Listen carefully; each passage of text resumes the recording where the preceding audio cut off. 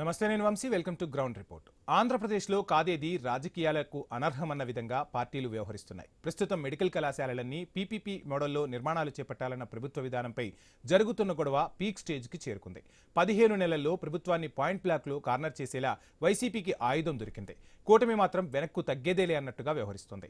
వైసీపీకి మద్దతుగా కమ్యూనిస్టులు, విద్యార్థి, ప్రజా సంఘాలు కూడా తోడుకావడంతో కూటమి పార్టీ నాయకులు డిఫెన్స్లో పడినట్టు కనిపిస్తున్నారు. ఉమ్మడి అనంతలోని పెనుగొండ మెడికల్ కళాశాల వేదికగా జరుగుతున్న పొలిటికల్ వార్పై ఐ న్యూస్ రిపోర్టర్ రామాంజనేయులు అందిస్తున్న గ్రౌండ్ రిపోర్ట్ ని ఇప్పుడు చూద్దాం.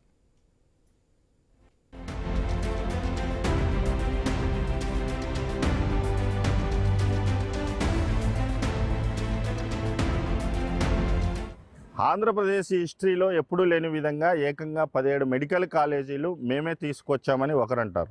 అసలు నిధులు, విధులు, నిబంధనలు లేకుండా మెడికల్ కళాశాలలు ఎలా వస్తాయని ఇంకొకరంటారు. ప్రస్తుతం ఇదే ఆంధ్రప్రదేశ్ రాష్ట్రాన్ని కుదిపేస్తున్న అంశం. ప్రైవేటు కళాశాలల్ని పీపీపీ మోడల్లో చేపట్టడం, దీనిపై ఒక కూటమి పార్టీలు తప్ప మొత్తం మిగిలిన అన్ని పార్టీలు, ప్రజా విద్యార్థి సంఘాలు ఉద్యమ బాట పట్టడం పరిస్థితుల్ని ఉధృతంగా మారుస్తున్నాయి.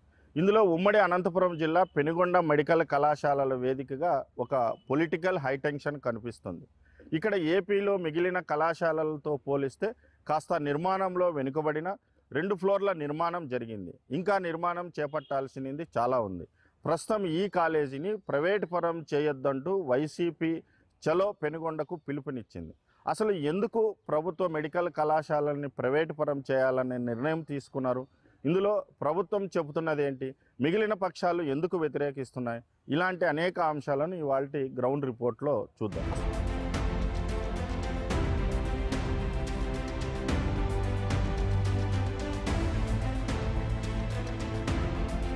ప్రస్తుతం ఉమ్మడి అనంతపురం జిల్లాకు చెందిన పెనుగొండ పట్టణ సమీపంలో 63 ఎకరాల్లో 470 కోట్ల అంచనాలతో మెడికల్ కాలేజీ నిర్మాణానికి 2021 మే 31న శంకుస్థాపన చేశారు. మెడికల్ కళాశాలలతో పాటు అన్ని వసతులతో కూడిన సూపర్ స్పెషాలిటీ ఆసుపత్రి, నర్సింగ్ కళాశాల, వివిధ అభివృద్ధి పనులకు అప్పటి ప్రభుత్వం శ్రీకారం చుట్టింది. కళాశాలల భవన నిర్మాణం కోసం దాదాపు 30 కోట్లు ఖర్చు చేశారు. అయితే ఆ తర్వాత ఎన్నికలు రావటం, కూటమి ప్రభుత్వం అధికారంలోకి రావటంతో ఇది ఆగిపోయింది. ఇన్ని రోజులు అసలు ఈ మెడికల్ కళాశాలని ప్రభుత్వం పక్కన పెట్టింది.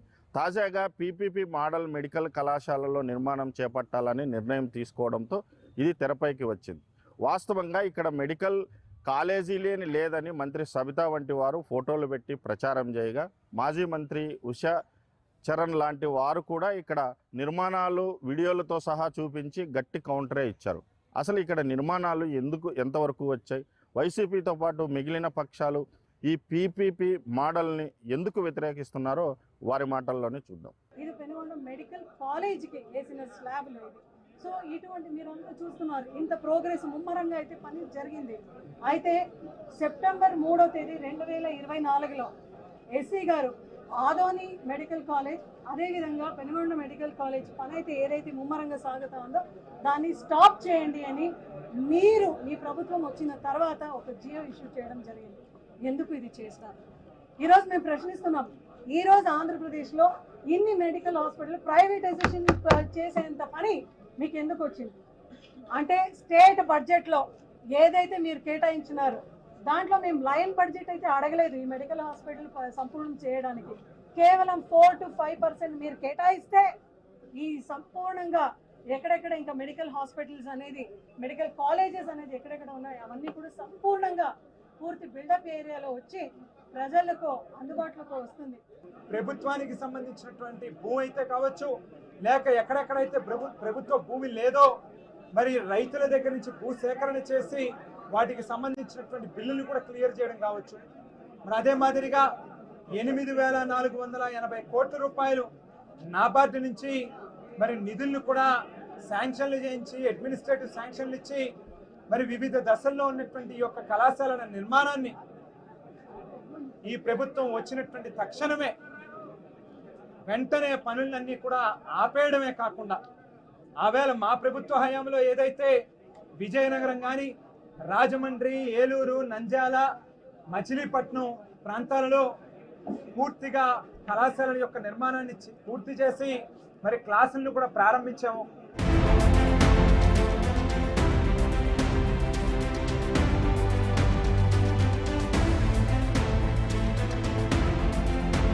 అనంతపురం జిల్లాలో పెనుగొండ మెడికల్ కళాశాలల వేదికగా సాగుతున్న పొలిటికల్ టెన్షన్ రోజు రోజుకి పీక్ స్టేజ్కి చేరుతుంది.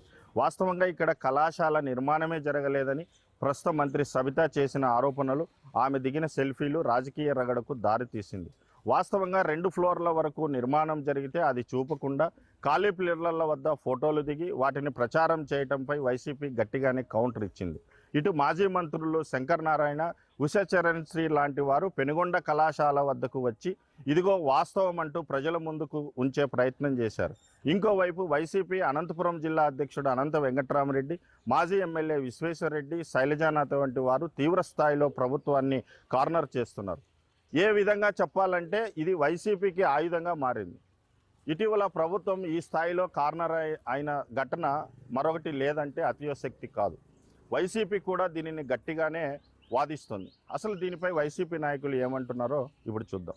ఈ రాష్ట్రంలో ప్రభుత్వ ఆధ్వర్యంలో తీసుకొని వచ్చి శాంక్షన్ చేసి 5 మెడికల్ కాలేజ్ కేవలం 2 సంవత్సరాల్లోనే పూర్తి చేసి ప్రజలకంటే వైద్య విద్యార్థులను చేర్చుకొని మిగతా 10 మెడికల్ కాలేజీలను కూడా ప్రారంభం చేస్తే ఈనాడు చంద్రబాబు నాయుడు గారు ముఖ్యమంత్రి అయిపోయాక ఇప్పటికే ప్రభుత్వ ఆస్తులన్నీ కూడా ప్రైవేటు పరం చేస్తున్నాడు. కోట్లకు చేసేది ఈరోజు కేవలం 8,000 కోట్లతో 15 మెడికల్ కాలేజీ పూర్తవుతుంటే 3,000 కోట్లకి ఇప్పుడే జగన్మోహన్ రెడ్డి గారు ముఖ్యమంత్రి ఖర్చు పెట్టడం జరిగింది. ఇంకొక 5,000 కోట్ల రూపాయలు ఖర్చు పెడితే మరొక 10 మెడికల్ కాలేజీలు కూడా ఈరోజు ప్రభుత్వ ఆధ్వర్యంలోనే పూర్తయ్యే పరిస్థితికి ఈరోజు ఉంటే ఈరోజు 5,000 కోట్లు ఖర్చు పెట్టారని చెప్పేసి ప్రైవేట్ పరం పీపీపీ విధానంలో ప్రైవేట్ పరం చేసే విధానాన్ని తీసుకొని వస్తున్నాడు. కాబట్టి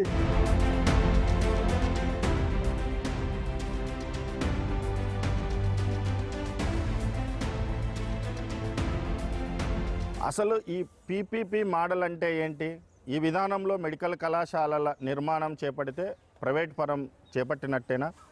దీనిపై ప్రభుత్వం వాదన ఏంటి, ప్రతిపక్షాల వాదన ఏంటనేది ఒకసారి పరిశీలిస్తే పీపీపీ అంటే పబ్లిక్ ప్రైవేటు భాగస్వామ్యం అనే అర్థం.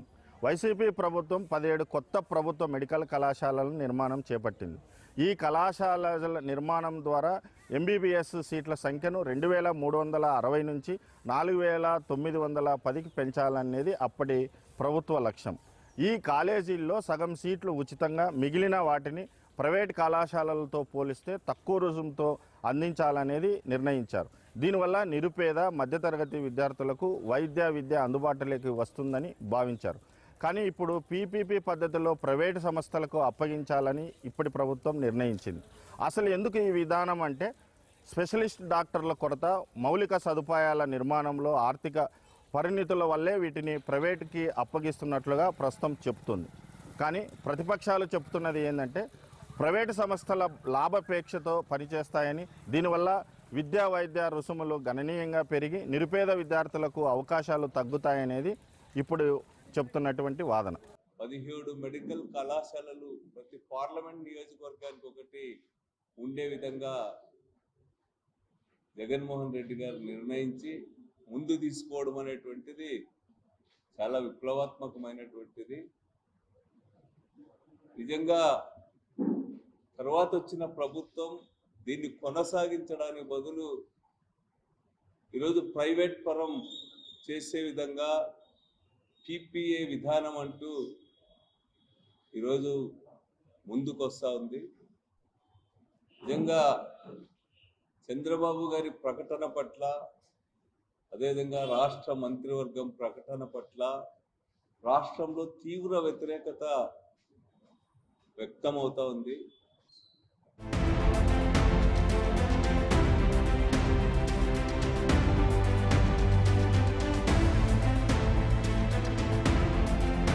ప్రస్తుతం పీపీపీ విధానానికి వ్యతిరేకంగా రాష్ట్ర వ్యాప్తంగా నిరసనలు చెలరేగుతున్నాయి. ఒక్క వైసీపీనే కాకుండా వామపక్ష పార్టీలు, విద్యార్థి ప్రజా సంఘాలన్నిటినీ వీటిని వ్యతిరేకిస్తున్నాయి.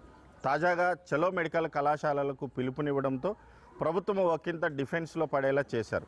వైసీపీ యువజన విభాగం ఆధ్వర్యంలో చేపట్టిన నిరసనల్లో ఉమ్మడి అనంతపురం జిల్లాలోని అన్ని నియోజకవర్గాలకు చెందిన ముఖ్య నాయకులు పాల్గొన్నారు. ప్రభుత్వానికి వారు సంధిస్తున్న ప్రశ్నలకు సమాధానమే లేకుండా పోయింది. పీపీపీ మోడల్ అంటే ప్రభుత్వ ఆసుపత్రులలో ఉచితంగా అందుబాటులో ఉన్న ఆపరేషన్లు, వైద్య సేవలు చెల్లింపు ఆధారితంగా మారే ప్రమాదం ఉందని ఇటు వైద్యులు హెచ్చరిస్తున్నారు. అయితే ప్రభుత్వ వాదన మరోలా ఉంది. పీపీపీ మోడల్లో కళాశాలల నిర్వహణ హక్కులు ప్రభుత్వం వద్దే ఉంటాయని, రుసుముల పెంపు ఉండదని అంటున్నారు. ప్రస్తుతం విపక్షాల ఆందోళనను, హెచ్చరికలను ఏమాత్రం పట్టించుకోకుండా ఇప్పటికే 5 మెడికల్ కళాశాలలకు పీపీపీ మోడల్లో నిర్మాణం చేపట్టడానికి టెండర్లకు కూడా ఆహ్వానించింది. ఇందులో పెనుగొండ కళాశాల లేకపోయినా 2వ దశలో ఖచ్చితంగా ఉంటుంది. వైసీపీ అధినేత జగన్మోహన్ రెడ్డి తాము అధికారంలోకి వచ్చాక వీటిని తిరిగి టేక్ ఓవర్ చేస్తామని కూడా హెచ్చరిస్తున్నారు.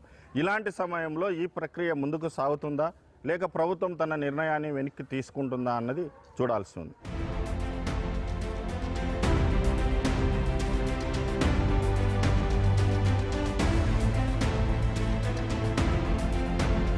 ఆంధ్రప్రదేశ్లో మెడికల్ కళాశాల నిర్వహణ, నిధులు వీటిని అన్నిటి మీద ప్రస్తుతం పెద్ద దుమారమే రేగుతుంది. అయితే ఈ పీపీపీ విధానాన్ని వ్యతిరేకిస్తూ విద్యార్థి సంఘాలు, ప్రజా సంఘాలు, అన్ని రాజకీయ పార్టీలు కూడా వీటిని వ్యతిరేకిస్తున్నాయి. అయితే ఈ పీపీపీ విధానం వల్ల విద్యారంగానికి, అసలు మెడికల్ కళాశాలలకు వచ్చే నష్టం ఏంది అనే దాని మీద మనతో మాట్లాడడానికి ప్రస్తుతం విద్యార్థి సంఘాలు మనతో ఉన్నారు.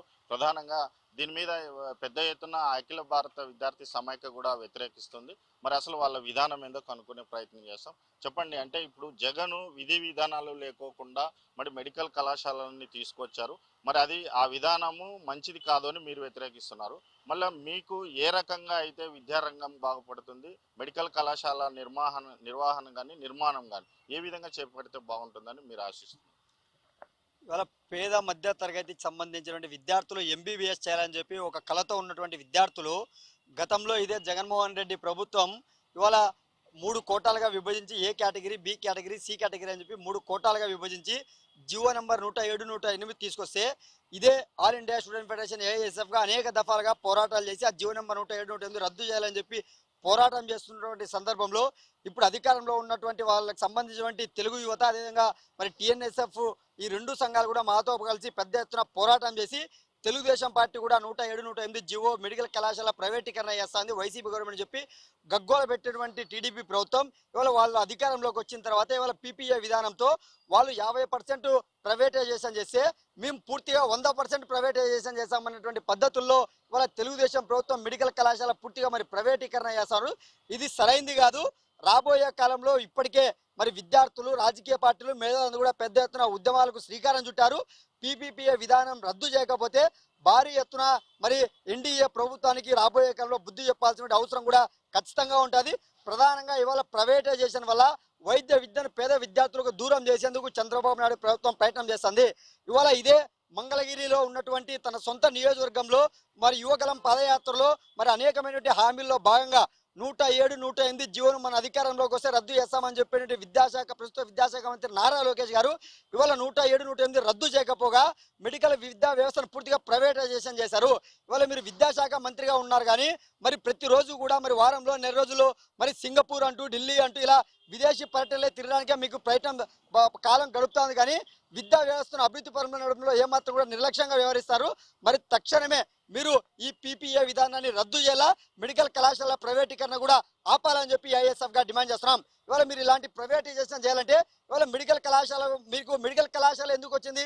మరి రాష్ట్ర ప్రభుత్వం 17 మెడికల్ కళాశాలలో మరి 10 నిర్మాణం చేశారని చెప్పి వైసీపీ ప్రభుత్వం చెప్పింది.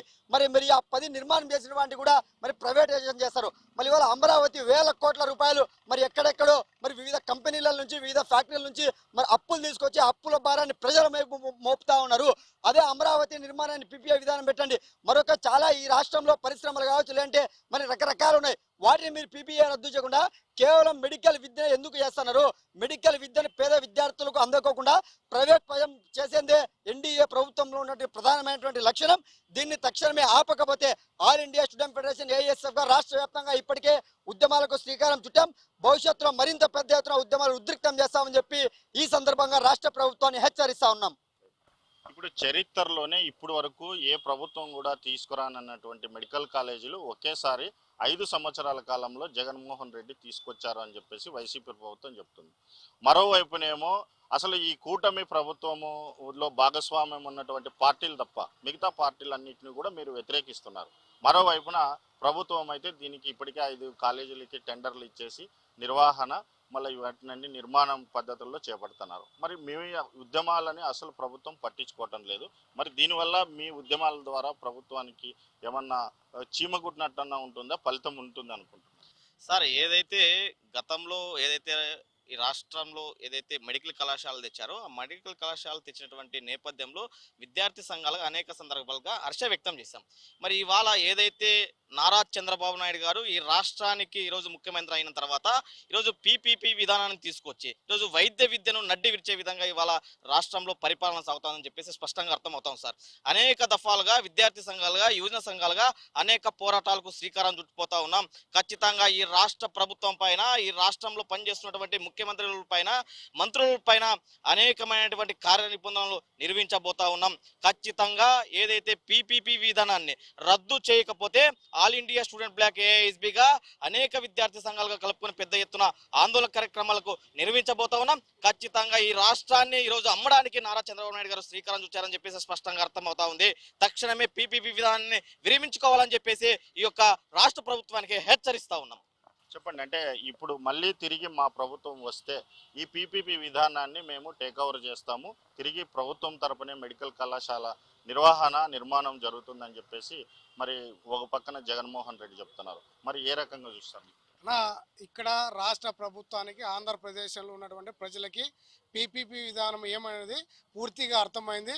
తక్షణమే వైసీపీ ప్రభుత్వంలో ఉన్నటువంటి వైఎస్ జగన్మోహన్ రెడ్డి కూతురు లండన్లో చదువుతున్నారు.